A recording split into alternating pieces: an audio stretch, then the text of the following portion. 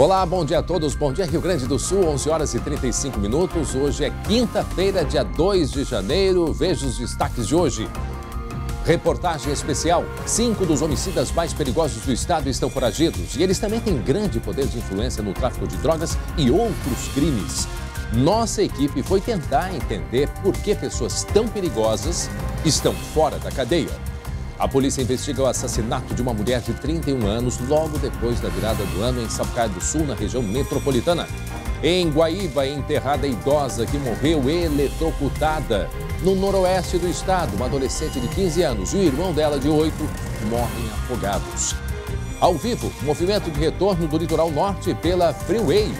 E a previsão do tempo com a meteorologista Estael Cias. O calorão dá uma folga, mas manda um recado. Ele volta em breve. O SBT Rio Grande, a sua companhia na hora do almoço, já está no ar.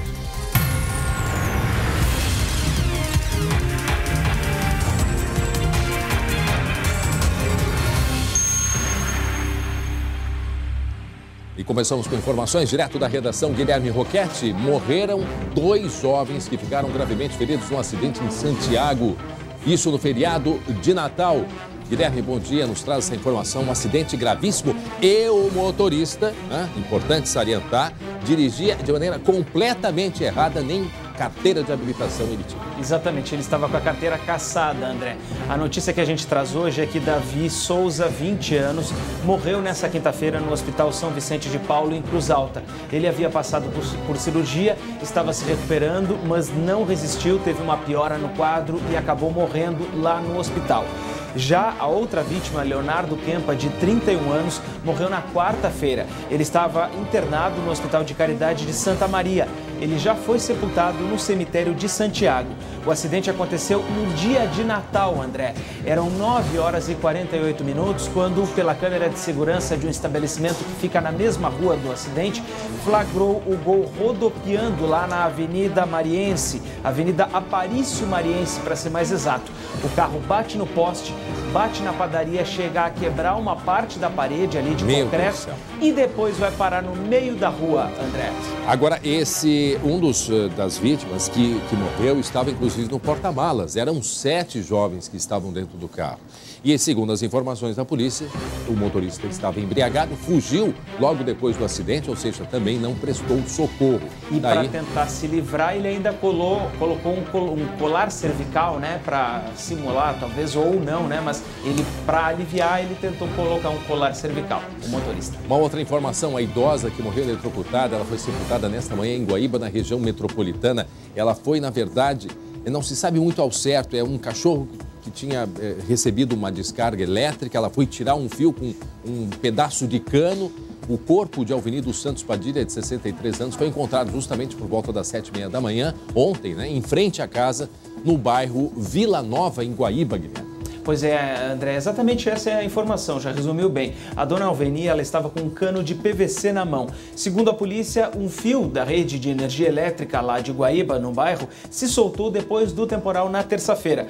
Um cachorro levou um choque e morreu. Esse cachorro, ele ficou na rua. E a dona Alveni, preocupada, inclusive com os vizinhos, com outros moradores ali da região, para que ninguém fosse tomar um choque, ela tentou, por ela mesma, tomar a iniciativa para que ninguém mais, então, acabasse se ferindo. Pegou um cano de PVC e foi tentar afastar o fio de luz desse local. Foi nesse momento, então, que ela tomou uma descarga elétrica e morreu na hora. O corpo acabou ficando no próprio local.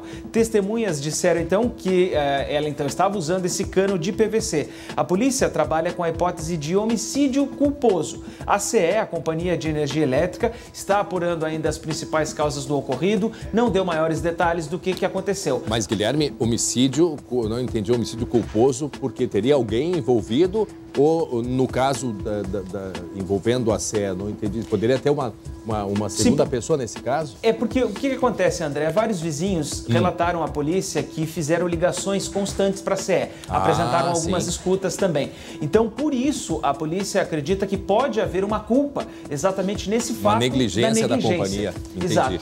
Mas a CE ainda não definiu essas causas, ainda não se manifestou de forma veemente sobre esse caso. De qualquer forma, fico alerta. A gente que tem aí e temos, né, no período de verão, muitos temporais, que as pessoas não se aproximem, né, com nenhum tipo de objeto. nenhum tipo de objeto, porque está aí um fio com eletricidade, uma senhora que morreu imediatamente, morreu na hora. E vale lembrar, André, que nós vamos voltar nesse caso ainda durante o programa. Luciane Coma, nossa repórter, está em deslocamento lá para Guaíba. Muito bem. Agora 11h40, voltando 20 para o meio-dia, na Lomba do Pinheiro, aqui em Porto Alegre, alguns moradores continuam sem água há 13 dias. As ruas que estão sem água são Amor Perfeito, Mini Margarida e Pingo de Ouro. E elas ficam localizadas no topo do morro, mais ao alto, ou seja, a água tem dificuldade para chegar até o topo. O DEMAI não deu nenhuma previsão de retorno do abastecimento para estas localidades, porque tratam-se, segundo a Prefeitura, de áreas ocupadas de forma irregular. Então, como é área irregular, o pessoal não fica sem tomar água, portanto. É o que nos diz aí, nos informa, né, o DEMAI. Essa questão de invasões, isso é outra história, isso é outra coisa. Agora, as pessoas estão precisando de água, as crianças estão precisando de água, crianças já com infecção intestinal, tomando banho de paninho. Quer dizer, é uma situação que tem que ser resolvida. Se é invasão ou não é invasão, precisa se resolver isso o quanto antes. 11h41, agora 27 graus a temperatura e na Lomba do Pinheiro. Na Lomba do Pinheiro, aliás, eu acabei de relatar isso, alguns bairros continuam sem água, já algumas ruas há 13 dias. E a gente repete, a gente vai acompanhando esse caso já há 3 dias. Nós vamos continuar até esclarecer o que vem acontecendo nesta região da Lomba do Pinheiro. 22 mil carros passaram hoje e amanhã, passaram hoje de manhã pela Freeway em direção a Porto Alegre. A gente vai ao vivo até a BR-290 conversar sobre justamente a movimentação de retorno do feriado de Ano Novo com a Vanessa Felipe, porque ela está num ponto bastante importante de chegada à capital, não é mesmo, Vanessa? Bom dia. Oi, André, bom dia para ti, bom dia para todos. Estamos aqui na passarela, na conhecida passarela da BR-290, bem pertinho do posto da Polícia Rodoviária Federal. Como você disse, mais de 22 mil veículos já passaram, né, por aqui no sentido litoral, Porto Alegre e também região metropolitana. Ontem, na quarta-feira, no primeiro dia do ano, foram cerca de 52 mil veículos regressando no mesmo sentido, litoral, Porto Alegre. Desde que nós chegamos aqui, o movimento é intenso, mas a verdade é que não vimos nenhum ponto aí de engarrafamento. Aqui comigo, mais uma vez, está o Cássio Garcês, que é da comunicação da Polícia Rodoviária Federal. Obrigada, inspetor, pela presença. E, novamente, eu pergunto, quais são as principais orientações para quem ainda não começou a viagem? Quais os melhores horários? A orientação é que faça uma programação para o retorno. A rodovia hoje se manteve bem movimentada durante a manhã, a tendência é que aumente um pouco à tarde, mas não houve lentidão considerável, então é possível retornar sem problemas. Temos aí também uma expectativa de movimento grande para domingo, né, inspetor? Domingo a previsão é de um movimento bem intenso, provavelmente superior ao de hoje. Especialmente a partir das 16 horas ao início da noite. Então, no domingo é realmente importante que o condutor faça a escolha adequada do horário para voltar, especialmente se ele não se sente à vontade para dirigir com grandes congestionamentos. Agora, pela avaliação de vocês até o momento, sabemos que ainda não terminou, né, esse período de retorno, aparentemente tudo sob controle, correto? A princípio, uma análise preliminar indica que não foi um final de ano tão violento como outros. A Polícia Rodoviária Federal ainda continua com a operação, a fiscalização segue rigorosa, mas os resultados parecem otimistas. E em relação às medidas, caso sejam necessárias, por exemplo, no momento temos a operação Papa Fila, né, no pedágio de Gravataí, para agilizar aí a cobrança da tarifa, e a liberação do acostamento também, se for necessária, será feita. A concessionária monitora o fluxo de veículos e, conforme for, ela lança a mão do uso do acostamento e de iniciativas nas praças de pedágio para agilizar a passagem dos veículos. Inspetor, gostaria que o senhor reforçasse, né? A gente sempre fala, mas quais as principais dicas aí para os motoristas, né? As principais orientações para que todos façam uma viagem segura e cheguem aí em segurança ao seu destino. a principal dica de segurança é o respeito à legislação e à sinalização. Pontualmente, itens que salvam vidas comprovadamente, o cinto de segurança, não utilizar o telefone celular, o transporte de crianças no banco traseiro e com os dispositivos adequados e o respeito aos demais condutores. O André até me fez o alerta, eu, por estar entrevistando o senhor, estou de costas aqui para a rodovia, mas ele comentou que quase deu um acidente. Oi, diga, André, diga. Era um carro que fez o retorno ali justamente pelo posto da Polícia Rodoviária e estava entrando na freeway e simplesmente ele foi entrando, o outro teve que dar espaço. Isso é uma questão, esse cuidado na hora de entrar na rodovia, isso é importante observar. E segundo o que a gente já vem olhando, os carros eles ficam trocando de pistas constantemente. E a própria Polícia Rodoviária Federal tem orientado para que o motorista não faça isso. Isso atrapalha, isso é um risco para o trânsito. Eu passo a tua pergunta aqui para o inspetor. Ele comentava, né, a respeito de as pessoas assim entrarem nos acessos sem muito cuidado, interrompendo, né, a visão dos outros, e também a questão do zigue-zague, inspetor. Isso é bem perigoso, né? De forma geral, a falta de atenção do motorista e a imprudência são as principais causadoras de acidentes. Essa troca de faixas contínuas ocasiona muita colisão lateral, que eventualmente pode ser um acidente grave, e a falta de atenção de forma geral, com alguns agravantes, o telefone celular, às vezes ficar olhando algum acidente ou algum veículo parado nas margens da rodovia, causam acidentes e algumas vezes bem graves. Ô, Vanessa. E sempre lembrando, né, a gente quando está na direção... Diga, André, pode falar. Hoje de manhã eu ouvi um comparativo e eu gostaria que tu confirmasse com ele que usar o telefone celular no carro chega a ser mais grave que o motorista estando, por exemplo, embriagado. Confirma com ele com isso, para a gente ter a noção do perigo que é usar o telefone celular enquanto dirige. Passo a tua pergunta aqui. Ele tem uma curiosidade, na verdade, bem pertinente, né? De que vocês têm alguma constatação de que o perigo de usar o telefone celular, mexer no telefone celular, teclar, né? Mandar mensagem, pode ser tão perigoso, tão arriscado, distrair tanto a atenção do motorista quanto o uso de bebida alcoólica? De forma geral, falar ao telefone celular, mesmo utilizando dispositivos de mão livre, já aumenta o risco de acidente. Utilizar o telefone, manusear, é quase equivalente ao uso de bebida alcoólica, e enviar textos, estudos já mostram que pode aumentar em 400% o risco de acidente. Ok, portanto confirma o que o André perguntou, né, inspetor?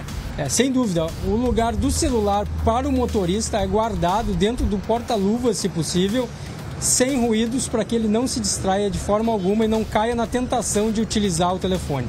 Ok, inspetor, mais uma vez, muito obrigada pela presença, um bom trabalho para a Polícia Rodoviária Federal.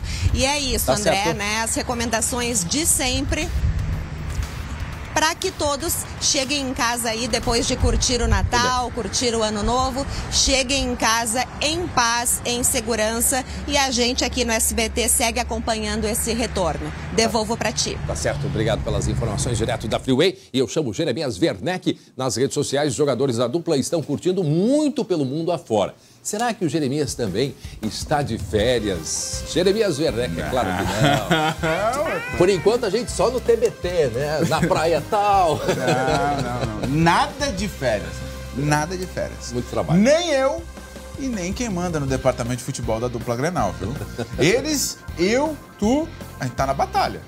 A gente tá aqui. Agora, a função deles nesse momento, ela é essencial, porque é a hora peça-chave. Eles são peça-chave. Esse é o momento em que o telefone funciona, o cara pega um avião, vai lá. E essa função toda rendeu um anúncio. O Grêmio anunciou a contratação que a gente falou ontem aqui. O volante Lucas Silva.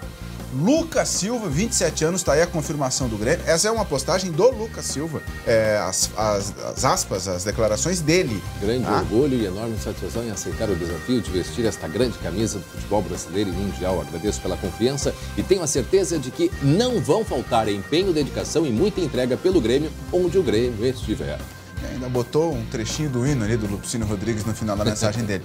O grande detalhe é o seguinte: o Lucas Silva não joga desde o final do primeiro semestre. Tá?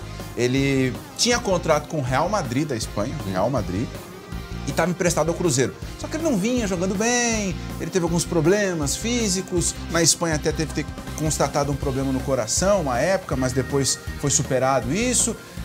Ele vem para o Grêmio para se recuperar. O Grêmio está contratando um jogador que já mostrou ali atrás que tem muita qualidade, mas hoje ele é uma aposta, porque ele não vinha jogando. Ele não vinha atuando e quando atuou ele foi assim um nota 6, sabe, André? O cara assim dá pra passar por médio. Ali. Não, passou ali.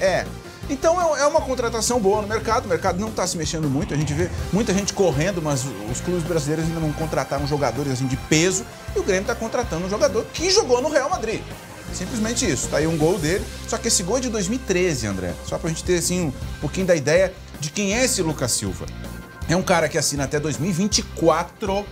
Ou seja, o Grêmio está dando um contrato longo para ele, para esperar uma reação dele também, para esperar uma evolução. Valorização. Tá?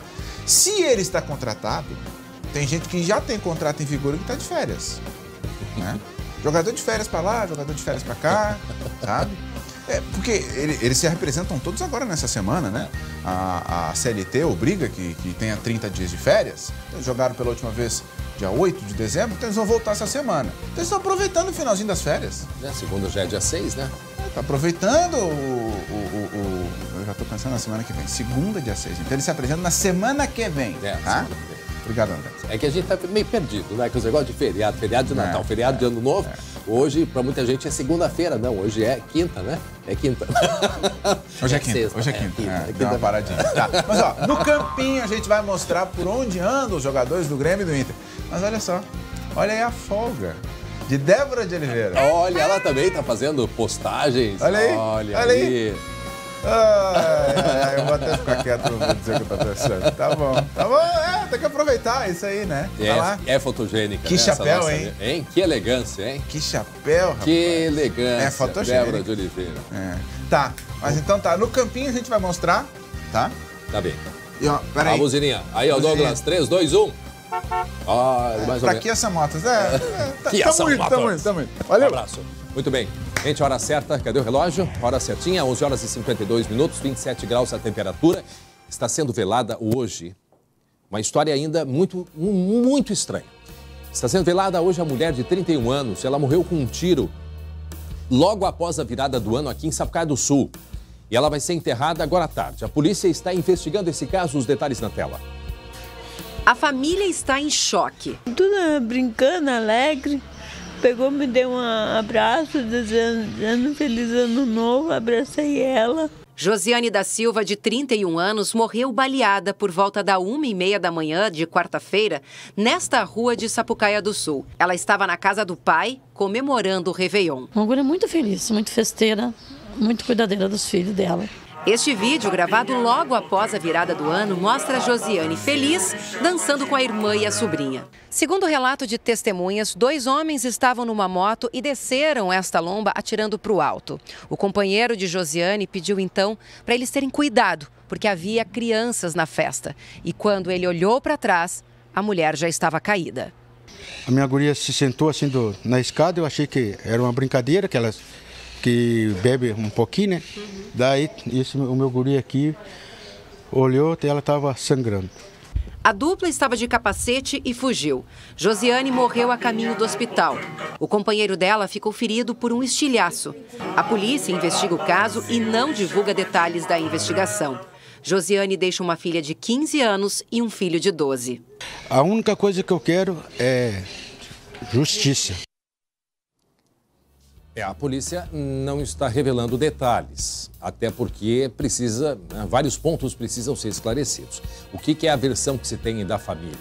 É de que a família comemorava, já tinha passado da meia-noite, um homem percebeu a presença de dois outros homens numa moto dando tiros para cima. Ele teria pedido, por favor, não dá tiros aqui, porque tem crianças, enfim, né? Estava muito próximo.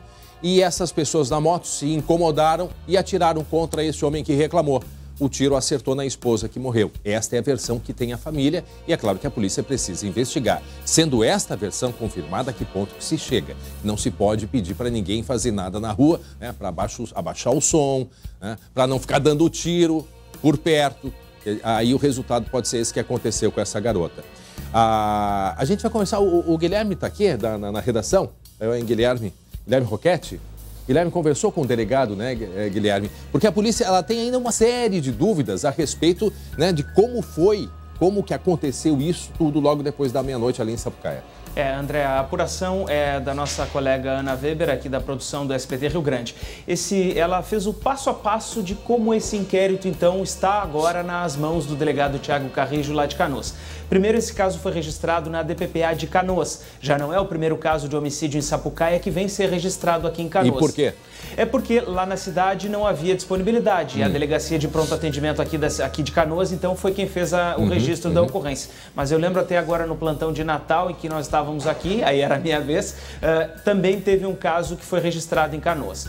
Bom, o caso, inclusive, que foi lá de Sapucaia era aquele da moça que foi morta perto do Jardim Zoológico, ali naquela região. Pois bem, o caso, então, foi registrado na DPPA e já foi encaminhado para a Delegacia de Homicídios e Proteção à Pessoa lá de Canoas, titular o delegado Thiago Carrijo.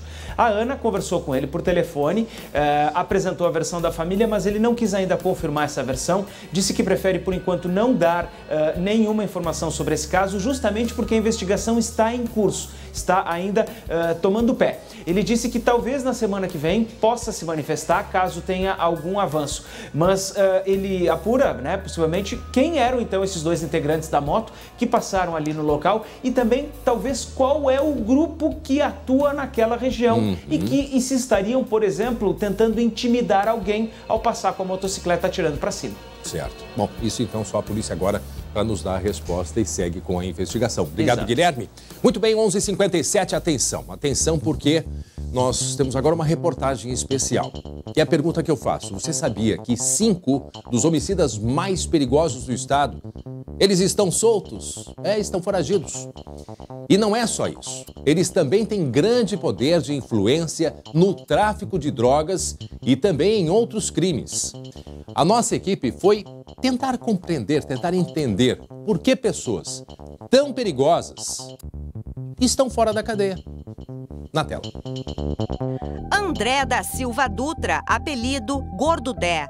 Gabriel Braga Menezes, apelido Gabrielzinho. Júlio César Silva da Silva, apelido Tuti. Israel Pires Soares, apelido Alemão. E Leandro Martins Machado, apelido Mande ou Paulista.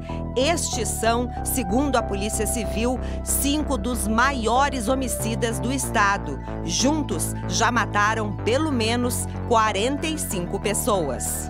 Matar uma pessoa é crime da cadeia, está na lei brasileira. Mas, se é assim, por que então assassinos estão soltos? A explicação não é fácil, mas acredite, parte dela está aqui, do lado de fora dos presídios. Este professor especialista em segurança pública foi atrás. Durante um ano, ele entrevistou mais de 150 presos, a maioria da cadeia pública de Porto Alegre. A conclusão é impressionante. Existe uma rede de proteção para eles em todo o estado. Diversas famílias no estado do Rio Grande do Sul, diversos grupos no estado do Rio Grande do Sul, inclusive fora do estado, recebem dinheiro das facções para dar suporte nesses momentos em que alguns precisam se esconder das polícias. E eles vão rodando as casas, vão indo para outras cidades, para outras localidades, a fim de garantir também esse processo de ficar escondido da polícia. Além de pagamento, os foragidos ameaçam mulheres. Essas mulheres que estão em liberdade, que estão fora do sistema penitenciário, elas sofrem toda uma pressão psicológica que pode, se elas romperem com essas relações, elas podem serem vitimadas por feminicídio ou coisa parecida. Se não elas, os filhos ou os próprios pais dessas mulheres. Um dos assassinos foragidos, o Mande, participou de um triplo homicídio que chocou o estado. Foi em setembro de 2018, na zona norte da capital. As vítimas foram a menina Alice Beatriz e os pais dela. O crime aconteceu durante a festa de 1 aninho da criança. Segundo a polícia, havia relação com a disputa de facções. O pai, Douglas Araújo da Silva, de 29 anos, seria de outro grupo grupo. A mãe, Beatriz Rodrigues, estava grávida de 4 meses. Fuzis foram usados.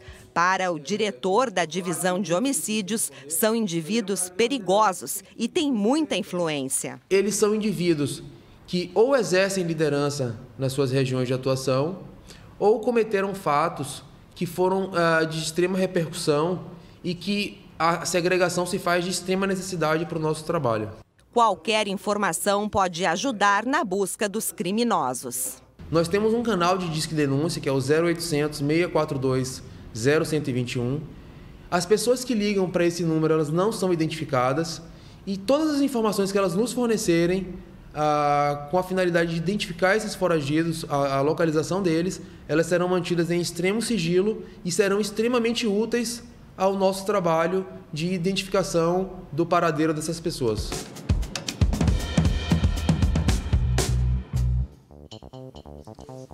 Já deixa na tela aí a foto desses que são em conjunto, em grupo, responsáveis por 45 mortes, né, em casos diferentes. Então, esses são os foragidos, os criminosos mais perigosos e procurados aqui do Rio Grande do Sul. É o André Silva Dutra, o Gordo Dé, o Gabriel Braga Menezes, Gabrielzinho, o Júlio César da Silva, o Tuti, o Israel Pires Soares Alemão e o Leandro Martins Machado, é o Mandi, ou também conhecido como Paulista. Vejam só a dificuldade que tem a polícia e o quanto que é importante o senhor que nos acompanha, a senhora, cidadão, em colaborar com a polícia. Porque muitas destas pessoas podem estar aí do seu lado, pode estar do seu lado. Você ter conhecido, ter visto no supermercado, na rua.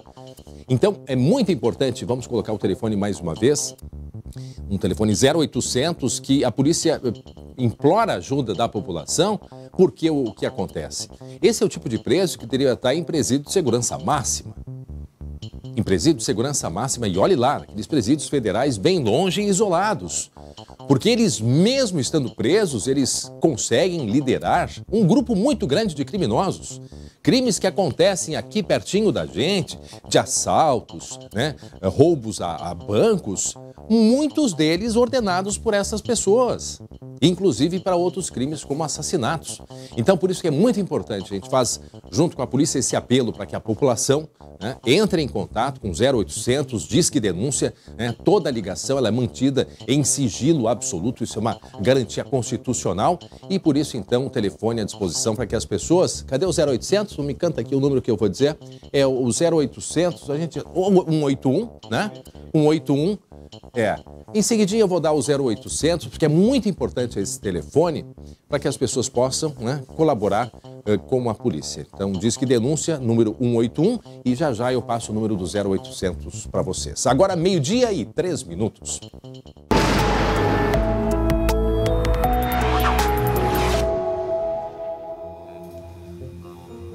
Muito bem, chegou a hora da gente falar sobre a previsão do tempo depois desta semana e nós temos uma manchete, Stael Cias. No último dia do ano, no dia 31, calor nesta capital gaúcha. Foi um dia histórico na meteorologia, porque nós tivemos um recorde de temperaturas, não é mesmo?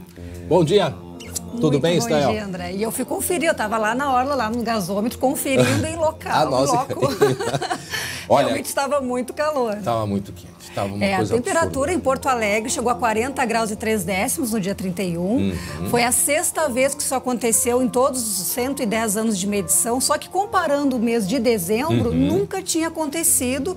Desde que a Estação Meteorológica do Instituto Nacional de Meteorologia começou essa medição, foi a primeira vez que chegamos à marca de 40 graus em um mês de dezembro. Então, fazendo uma leitura, não é a primeira vez que faz 40,3 em Porto Alegre. Ok, mas é a primeira vez que isso acontece em dezembro. O que a gente pode concluir, Stael? Começou mais cedo o calor extremo.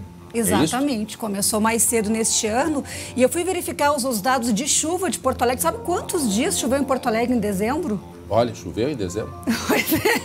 Apenas 3 dias, então foi um mês muito seco. A estiagem já é notícia aí e já traz consequências em vários setores do estado e o resultado disso é o calor extremo. E agora, eu cheguei, antes de entrar no ar aí por 11h15, eu dei uma olhadinha, estava com cara de chuva. E parece que começou a chover um pouquinho aqui em Porto Alegre para dar uma aliviada. Sim, hoje nós estamos com civilizados 25 graus em Porto Alegre e tem chuva, é uma instabilidade fraca porque ela é consequência da circulação da umidade que vem do mar, então não há risco de tempestades, mas realmente essa chuva vem para ajudar a aliviar essa sensação de calor, essa trégua, né, como tu já bem colocou no início do programa, é uma trégua, não passa disso. Então hoje segue assim, essa umidade, nós temos aí o mapa da previsão para tarde que mostra justamente a tendência de uma tarde de nuvens, de instabilidade para quem está no litoral, quem vai se estender até o fim de semana. Hoje não vai, a praia não está tão convidativa, que nós temos aí uma tarde ainda com muitas nuvens, temperatura de 22, 24 graus, litoral sul gaúcho, ventoso aqui em toda essa região da Praia do Cassino, Tavares, Mostardas, e isso deixa a sensação térmica ainda menor, então possibilidade de chuva em toda a faixa leste do Rio Grande do Sul, incluindo no Vale dos Sinos, incluindo parte da Serra. O interior tem tempo mais aberto e aí a temperatura ainda sobe, chega a 30 graus em Uruguaiana, 35 em Santa Rosa, mas a parte leste tem ainda a influência desse vento sul e dessa instabilidade que traz nuvens e pancadas de chuva. Não vai ser tempo chuvoso não, fica um vai e vem da chuva, alternando ainda com os momentos de sol. Mas isso hoje, né? Hoje. E aí o que acontece amanhã? Amanhã ainda está um pouco parecido, nós devemos ter ainda muitas nuvens e alguma chance de chuva isolada na parte leste. Olha só. Vamos mostrar uma imagem ao vivo aí de Capão. Olha, tem sol, né? Porque a gente vê a tem sombra umas aí. aberturas. Umas aberturas de sol. A temperatura lá nesse momento em Capão, deixa eu atualizar aqui, ela é de 26, 27 graus, eu tinha visto há pouquinho, a temperatura lá em Capão, 26, 27 graus, é a temperatura média. O pessoal não está sentindo frio, o pessoal está sem frio, camisa. Dá para aproveitar, quem está de folga, 25 graus. Aproveita, 25 graus. Mas a tendência para todo o litoral é esse vai e vem das nuvens, o vai e vem da chuva. Então, por alguns momentos abre, tem sol, o mesmo acontece aqui em Porto Alegre. Agora, Estael, a gente estava falando há pouquinho, eu sou um cara que eu não gosto de... O calor me faz muito mal, aí dessa trégua, essa parada. Então aí eu chego à conclusão que o final de semana vai ser quente, é isso? O calor volta aos poucos. Nós temos o mapa de temperatura do sábado. Amanhã é um dia parecido com hoje, né? Mas o sábado a gente deve... Aqui é previsão para Porto Alegre os próximos 4 dias. A gente vê aqui a temperatura amanhã amena, mas vejam, no domingo já vamos à casa dos 32 graus em Porto Alegre, Vale dos Sinos já com os 34.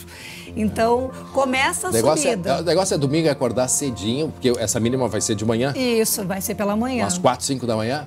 6, 7 horas da manhã. 6, 7 da manhã, acordar cedinho para pegar os 17 graus. Sim. Porque depois começa a subir de novo a temperatura. Depois volta a subir e o início da próxima semana tem calor forte de novo. Semana que vem, alguns modelos até projetam algo perto dos 40 novamente. Tá brincando? Exatamente. Para todo o estado? Para boa parte do estado. E a preocupação, não só assim, claro, a gente dá um jeito de passar por isso, mas a preocupação é, primeiro, a produção rural, né? Tem toda a questão do gado. Sim. Tem uma preocupação aqui por Porto Alegre, a gente vem acompanhando a Lomba do Pinheiro, os moradores da Lomba do Pinheiro estão sem água há 13 dias hoje, então quer dizer, vai vir o calorão. Alô, Ademar, tem que correr para evitar que esse pessoal fique sem água de novo, né? O nível dos rios já está baixando e o calor, o que ele faz? Ele acelera a evaporação, então faz com que essa descida, essa diminuição do nível dos rios seja mais rápida, não só na região metropolitana, mas no interior também. Mas qual é a projeção que a gente tem dessa falta de chuva? Isso vai até quando? E essa estiagem, isso vai agravar, Estael? Vai agravar, infelizmente. A notícia que a gente tem não é muito animadora. Estava até vendo a projeção para o mês de janeiro, tem um indicativo melhor do que foi dezembro, porque dezembro, em geral, no estado, os volumes ficaram entre 30 e 50 milímetros. É pouquíssima chuva. Porto Alegre só teve 20 milímetros o mês todo de dezembro. O normal seria 100 milímetros. 100? 100 milímetros, só choveu 20 no mês de dezembro. E por isso tivemos esse calor extremo. 2%. 20% apenas da chuva. Janeiro tem um pouquinho mais de chuva, talvez a gente chegue a uns 70, 80 milímetros em boa parte do estado, em contrapartida dos 30 a 50 que foi dezembro. Mas ainda não é a melhora significativa que vai impactar e reverter esse quadro. Nesse momento, né, Estel, o que faz a gente repensar o que nós temos para enfrentar crises como essa. Nós temos tantos rios, tantos lagos, tantos açudes, aquífero, Guarani, e mesmo assim temos falta de água. Temos falta de água e aí acho que é o momento da gente pensar, ser proativo, né? Não desperdiçar. Esse é um momento que a gente tem que começar a pensar nisso, porque o calor vai seguir, recém começou o verão, não faz nem um mês que começou o verão. A gente já vem alertando aqui que as ondas de calor serão intensas em janeiro, fevereiro e ainda no mês de março. E nesses próximos 3 meses, a chuva ela não vai deixar totalmente de acontecer. A gente não fala em seca, que seca seria esse cenário sem nada de chuva. A gente não vê esse cenário. Mas a chuva ela é irregular, ela é falhada, chove muitas vezes em Campo tempo bom não cai uma gota em Porto Alegre, e assim acontece no interior do estado. Então, para esse tipo de problema, para o setor agrícola e para a questão de abastecimento de água, esse comportamento, esse regime de precipitação, realmente ele representa risco. E a gente vê, por exemplo, países como Israel. Eu sempre digo, Israel é o maior produtor de frutas e verduras da Europa. Aí, pô, mas Israel tem o Rio Jordão, que o rio, que para nós é um arroio, que é extremamente estreito. E mesmo assim eles conseguem, através do gotejamento, poupar água e conseguir abastecer tantas pessoas e ter uma produção, né, agrícola a esse ponto. É um investimento a gente alto, chega lá um dia, quem sabe. É um investimento que tem que ser feito, tem que ser pensado aí para melhorar realmente o nosso setor agrícola. Então, o calorão parou um pouquinho, mas volta com força a partir de amanhã. Vamos aproveitar essa temperatura amena de hoje, porque não vai durar muito. Segunda-feira de volta aqui para atualizar durante a semana que vem. Obrigado, Estael Cias. Muito bem, hora certinha agora. Nós, 12h e 10 minutos, 27 graus é a temperatura. Tem um alerta importante para você, especialmente com relação ao calor, porque aumenta o número de afogamentos. No noroeste do estado, um adolescente de 15 anos e o irmão dela, de apenas 8, morreram afogados. A colega Francine Boijin, ao vivo, tem outras informações para a gente, né, Francine? Oi, isso mesmo, temos mais informações. Estamos em São Luís cidade, a delegacia regional, que abrange também o município de Bossoroca, que fica aqui pertinho e onde tudo aconteceu. Segundo o Corpo de Bombeiros, eles foram chamados ontem à tarde, por volta da 1h30, para ter essa ocorrência, na localidade de Rincão Bonito, que fica no interior de Bossoroca. No Rio Piratini, os afogamentos fizeram 2 vítimas aqui na região, como você comentou. Uma menina de 15 anos, o nome dela é Renata Pinheiro Miller, e o irmão dela, de 8 anos, José Roberto Pinheiro Miller. Eles estão sendo velados. As informações que a gente tem é que o enterro vai acontecer por volta das 5 horas da tarde de hoje. Segundo aí o Corpo de Bombeiros também, eles estariam no local no momento em que tudo aconteceu com amigos. Informações preliminares também dão conta de que um estaria se afogando e o outro, então, foi tentar ajudar quando também perdeu a vida. Então, uma notícia triste para a gente começar o ano aqui na região noroeste do estado, na região das Missões, a morte de uma menina de 15 anos e de um menino de 8 anos que morreram afogados na localidade de Rincão Bonito, que fica no interior do município de Bossoroca, André. Obrigado, Francine, pelas informações. Portanto, esses irmãos, a menina foi ajudar o irmão, menina de 15, irmão de 8, foi ajudar. Os rios, as águas parecem calmas, né? Rios, arroios, lagos. Mas debaixo d'água é que é o grande problema. Rios têm muitas pedras, tem galhos. Então é um perigo muito grande. Já o número de pessoas que morreram aí este ano, contando um ano para trás, afogadas, é muito grande. Nem se compara com o número de pessoas que morreram no mar. O número é muito maior. Então fica aí esse nosso alerta, porque o verão recém está começando. 12h e 3 minutos agora. Uma história de afeto e superação. O Sargento Fraga, ele salvou a vida de um bebê recém-nascido. Mas um acidente mudou a vida dele completamente. E agora mais um obstáculo. Ele teve que amputar uma perna e precisa de uma prótese. Os detalhes a gente vai ver agora. Uma relação de afeto que nasceu em um momento de sufoco. A pequena Joana, de 2 anos e meio, está aqui porque o Sargento Fraga salvou a vida dela quando tinha só 30 dias. Eu visualizei a mãe na rua, com ela desacordada no colo, já com um tom arroxado na pele, né? E aí decidi correndo da viatura e tomei ela nos braços e efetuei uma manobra chamada manobra de Hamlet, né? Que é a desobstrução das vias aéreas dela, com ela virada com as costinhas para cima. E aí ela deu sinais de retornar à respiração. Pessoal muito especial, muito importante, né? Porque ele salvou a vida da minha filha. E eu gosto muito desse convívio que ele tem com ela. Para mim é um anjo da guarda. Para ela, na vida dela, vai ser também. As medalhas de reconhecimento mostram a bravura do policial militar de 39 anos, que também atuava como guarda-vidas. Atuava porque a vida dele mudou em 18 de novembro de 2019. Após um acidente de trânsito, foram 28 dias na UTI. Os médicos fizeram de tudo, mas tiveram que amputar a perna esquerda. Houve uma conversa, uma explicação técnica, e aí foi o momento que eu disse, então eu prefiro a minha vida, né? porque eu tenho um filho de 9 anos. A minha vontade era sair de lá para poder ver ele. E talvez se eu não tivesse amputado, se eu não tivesse sido optado, talvez eu não teria saído. O acidente, é claro, mudou drasticamente a vida do Sargento Fraga. Ele nos contou, inclusive, que está se adaptando com as muletas. Mas esta história triste tem um lado bonito. Ele quer a prótese para fazer algo que sempre fez, continuar salvando vidas, exatamente como fez com a pequena Joana. Só que a prótese é muito cara. Por isso, colegas e amigos criaram uma vaquinha na internet para juntar o dinheiro. Não tá ali só para prender bandido, é para salvar vidas também. É salvar vidas. Se não fosse ele na vida da minha filha não estaria aqui hoje. E ele quer essa prótese para continuar fazendo esse trabalho que é tão lindo. Eu gostaria de retomar minha vida e, se possível, continuar ajudando as pessoas de alguma forma. Que eu gostaria de descobrir uma outra forma de continuar ajudando as pessoas. Meu sonho é talvez ainda retomar minha atividade. Pode ter certeza, ele já ajuda outras pessoas, falando o que ele acabou de falar, né?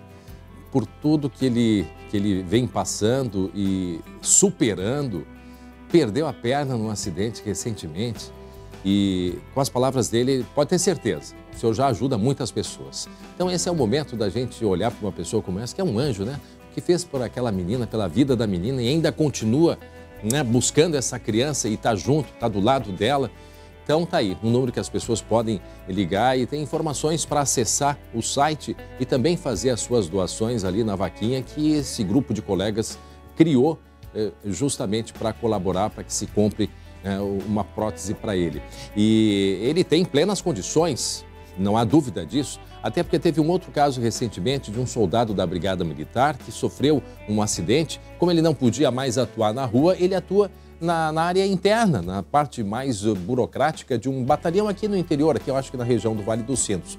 Então, função, trabalho para pessoas como ele, dedicada, isso não vai faltar, pode ter certeza. Então tá aí o número para quem puder e quiser colaborar. Há pouquinho, eu volto aqui para mim, há pouquinho a gente mostrou 5 foragidos mais perigosos do estado, inclusive a gente ficou de dar um telefone, além do Disque Denúncia 181, tá aí o telefone para quem, se a gente puder botar a foto dos 5, tá aí, ó.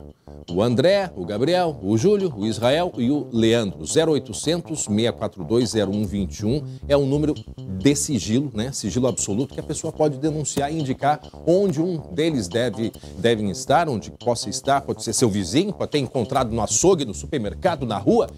A população é muito importante nessa hora para ajudar a pegar essas pessoas que estão foragidas e, mais do que isso, estão por trás de grandes crimes aqui no Rio Grande do Sul. 0800-642-0121. Meio-dia e 17 minutos agora. E a gente vai ver ainda hoje outras informações sobre o caso da idosa morta eletrocutada em Gravataí. Ela foi arrastar um fio e estava com energia e ela morreu eletrocutada. Em seguida, outros detalhes, um intervalo muito rapidinho, eu já volto.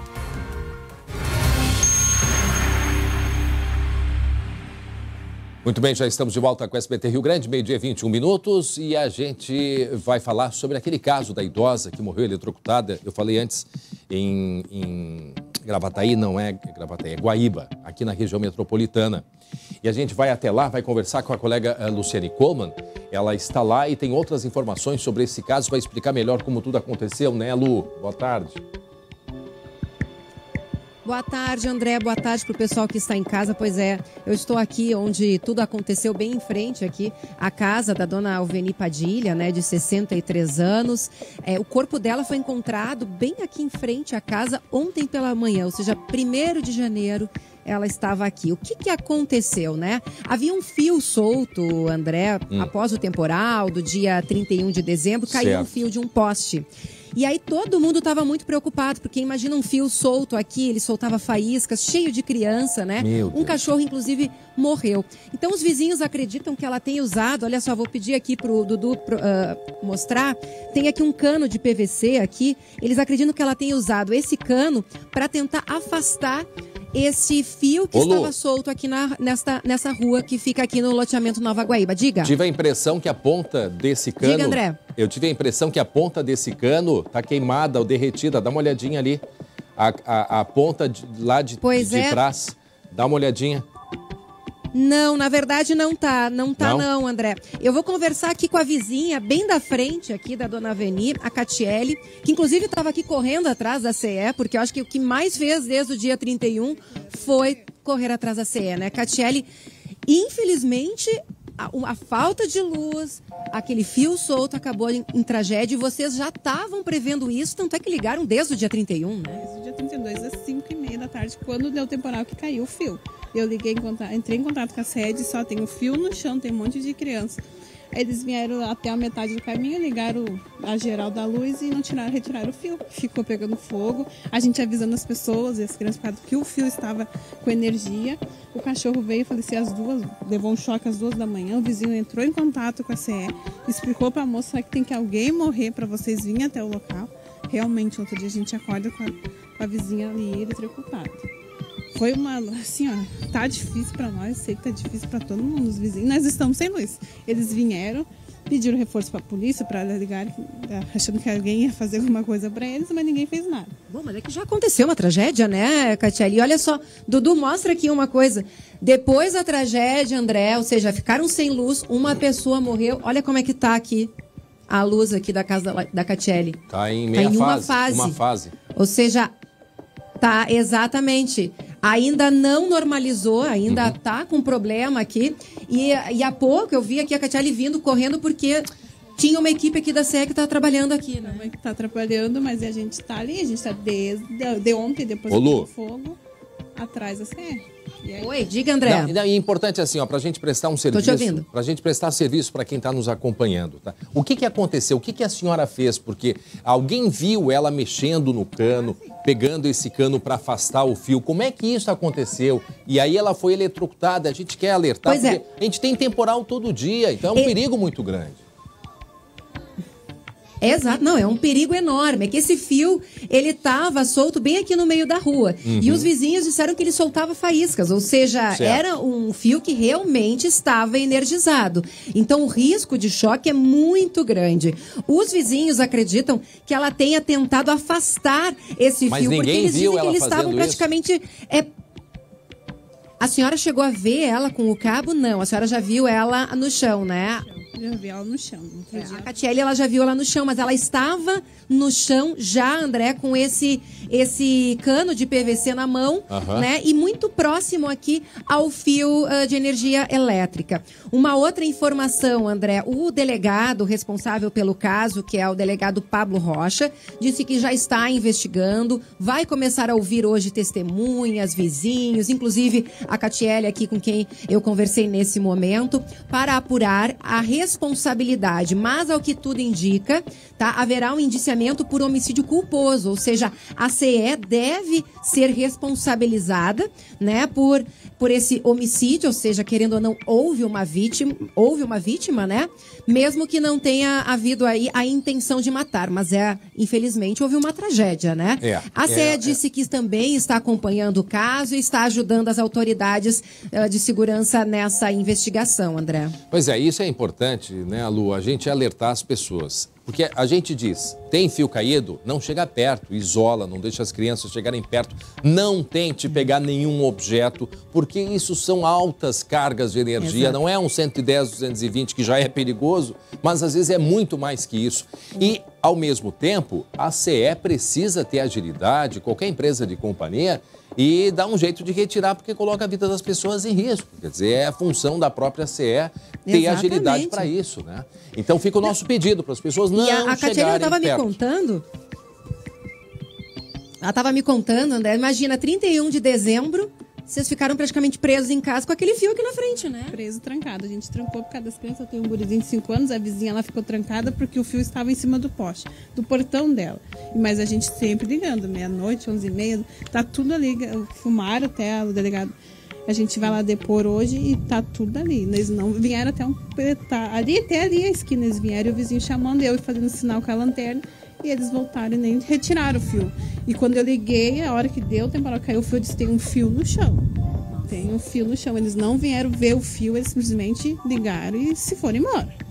Pois é, André, a gente segue acompanhando, né? Vamos aguardar aí os próximos capítulos. A polícia já está em cima, né? Eu conversei com o delegado Pablo Rocha e ele disse que ele vai apurar, provavelmente em 10, 15 dias ele deve então concluir esse indiciamento. E nós entramos mais uma vez em contato com a CE, eles disseram que estão fazendo uma investigação também interna, que não querem se pronunciar, afinal de contas envolve a morte de uma pessoa, mas esta é a posição deles. Estão já acompanhando o caso, não tem muito o que falar. Obrigado, Lu, pelas informações. E eu quero chamar a atenção que aqui nos postes, nessa região eu não cheguei a ver nos postes de luz, mas por onde a gente passa, a gente vê aqueles cabos de telefonia, de internet, TV a cabo, junto com os postes de luz, porque as companhias que são as proprietárias dos postes, elas alugam para aquelas companhias que usam aquela parte mais de baixo e a gente vê esse nó, esse emaranhado, né, de fios, né, pendurados. Então, o que acontece? Muitas vezes, estes fios de telefonia estão caídos no chão e as pessoas até com a mão arrastam, o que eu acho um perigo muito grande. Só que tu pode se confundir. Então, por isso que, em primeiro lugar, está completamente errado. Até já tinha uma lei aqui em Porto Alegre para tentar regularizar e fazer uma limpeza nesses fios que usam os postes até como... eles têm os laços, né, daqueles fios... como depósito. É incrível, às vezes 50 metros de fios pendurados no poste, porque se precisar já está ali a quantidade de fios à disposição. Absurdo total. Então, às vezes esses fios de telefonia, de internet caem e as pessoas vão e retiram com a mão. E é um perigo muito grande. Então, o que se refere à questão de luz, não se aproxime, não chegue perto. A gente vê esses fios aí, também não tão grande coisa não, né? Fio para cima, fio para baixo, tudo mais. Muito bem, vamos voltar até o Freeway agora para saber como é que está o movimento na rodovia de retorno do feriadão. A expectativa hoje, né, Vanessa, de 50 mil carros em direção à capital gaúcha, Porto Alegre, né? Exatamente, André, o movimento segue intenso, mas dando uma olhadinha aqui, eu estou acompanhando o tempo todo, aparentemente deu uma pequena reduzida. Inclusive, a Polícia Rodoviária Federal me passou que nos últimos 15 minutos passaram em média 500 veículos nos pedágios, né? Tanto no de Gravataí quanto no de Santo Antônio da Patrulha. Mas no começo e no meio da manhã, esse número chegava a quase 1.000 veículos. Portanto, realmente o movimento, o fluxo, né, reduziu um pouco. Seria, segundo a polícia, um bom momento para pegar a estrada no sentido litoral Porto Alegre, principalmente até as 2 horas da tarde, porque depois a tendência é de aumentar. Uma outra informação que nós temos também é de que há 2 pontos de congestionamento em Santo Antônio da Patrulha. Um por movimento ali no pedágio e outro por causa de um acidente. Não temos detalhes desse acidente, mas ao que tudo indica, apenas um acidente, digamos assim, só com danos materiais. A gente ainda está apurando essa informação. O que dá para dizer, né, é que olhando aqui, acompanhando, estamos há mais de 1 hora aqui, é que neste ponto não vimos assim nenhum momento de trânsito parado, um trânsito intenso, mas fluindo e, como eu disse, né, reduziu um pouquinho. Portanto, se você puder, é um bom momento para pegar a estrada, sempre com os devidos cuidados. André. Boa dica. Muito obrigado pelas informações, Vanessa Felipe. Agora, 12h32. Caxias do Sul está sob novo comando. Mais uma vez, após tomar posse como presidente da Câmara de Vereadores, Ricardo Daneluz, do PDT, vai assumir a prefeitura no lugar de Flávio Cassina, do PTB, que vai disputar a eleição indireta para prefeito da cidade. O pleito está marcado para o dia 9 de janeiro. Dia 22 de dezembro, Daniel Guerra foi afastado do cargo em votação de impeachment na Câmara.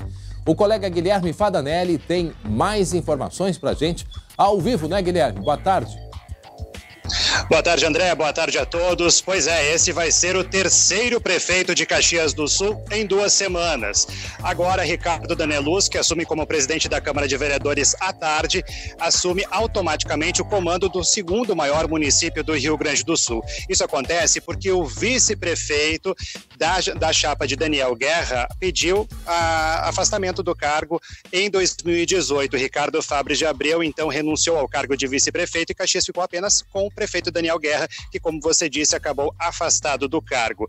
Ricardo Daneluz deve ficar até o dia 9 de janeiro como prefeito aqui do município. Amanhã já deve fazer uma reunião com a equipe interina de secretários para saber como está o andamento das demandas do município e a partir do dia 9 de janeiro, então, com a eleição indireta de uma nova chapa, aí sim Caxias deve ter um prefeito fixo até o fim de 2020. Lembrando que hoje termina o prazo para as inscrições das chapas que pretendem concorrer à Prefeitura de Caxias. Mas o que se comenta aqui nos bastidores, André, é que teremos apenas uma chapa aqui na cidade com Flávio Cassina, até então prefeito interino, como então o candidato a prefeito de Caxias. Tá. Aí então quer dizer, vai ser na quinta-feira que vem, é isso? Exatamente, dia 9 às 8h30 da manhã tem eleição indireta para definir o novo prefeito de Caxias. E que vai ficar por pouco tempo também, né, Guilherme? Exatamente, até 31 de dezembro desse ano para fazer depois a transição para o prefeito que vai ser eleito nas urnas em outubro. Muito bem, obrigado pelas informações, colega Guilherme Fadanelli, direto de Caxias do Sul. Que situação é essa, né? E troca de prefeitos, como é que uma cidade, né, vai conseguir crescer desta maneira? E olha, Caxias tem muitos problemas, principalmente na área da questão da violência, né? A violência com crescimento assustador, né? Lá em Caxias do Sul, e agora esse problema todo com a prefeitura. Muito bem, 12h34, uma última informação. Uma mulher transexual foi assassinada no município de Dilermando de Aguiar, na região central aqui do estado. Selena Peixoto, de 37 anos, foi morta a tiros por volta das 9 da noite de ontem, na localidade de Sarandi, em Dilermando de Aguiar, cerca de 47 quilômetros de Santa Maria. O companheiro chamou a brigada militar dizendo que ela teria passado mal. No hospital, ele mudou a versão, relatou que um carro havia passado em frente à casa e chamado pelo nome dela. Em seguida, ele teria escutado disparos. A polícia está fazendo investigação, diligências no local e, segundo o companheiro, que tem 52 anos, o relacionamento deles já teria 15 anos. Muito bem, 12h35, o SBT Rio Grande desta quinta-feira está terminando. Obrigado pela audiência, pela companhia. Quero saber, cadê o Jeremias Werneck trazendo informações sobre as contratações da dupla Grenal? Jeremias! Olha, André, quero te dizer o seguinte, puxa tua cadeira, senta, assiste o Campinho, tem muita coisa nova, viu? Já vou assistir. Contigo. Tá? Valeu, André. Tchau, tchau.